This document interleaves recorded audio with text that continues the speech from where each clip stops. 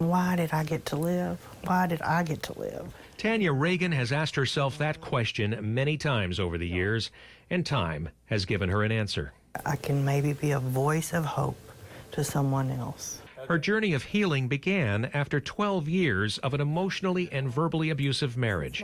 She left several times, but always came back. Then one day, she found herself staring down the barrel of a gun. Frightening, very frightening.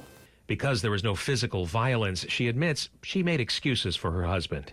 She says it's important that women understand abusers are not abusive every day. And that's part of what holds women in those relationships. We love them, you know, and we want our life with them, with the person we fell in love with, not the monster that they are sometimes. She gathered up the courage to leave for good. After a 2-hour standoff with police, her then husband was arrested, convicted, and served time in prison. But during her ordeal, she came to realize the difficulties that DV victims have just trying to protect themselves from their abusers. She found help at a shelter.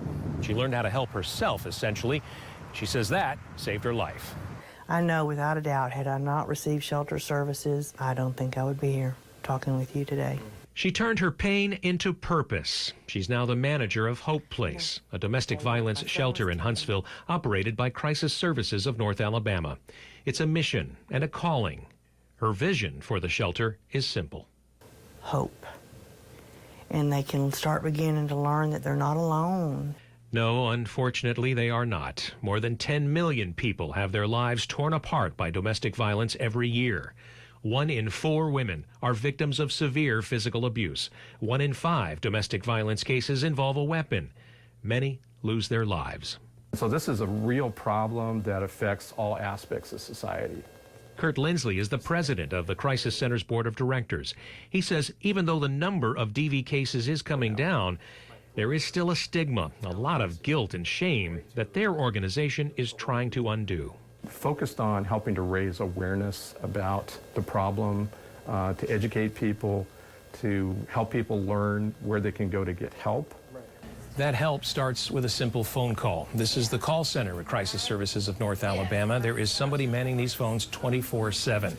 No one has to know you called. You can remain anonymous. There's no judgment, but it's important to take that first step. Then they'll be connected with a domestic violence advocate who can help them begin to understand what's happening to them. Tanya is looking forward to the day when there is no more need for a Domestic Violence Awareness Month or crisis shelters. The day when we say, enough. That's my answer, is society saying we're not going to take this anymore. We're not going to sit and watch this happen in our homes and to our families.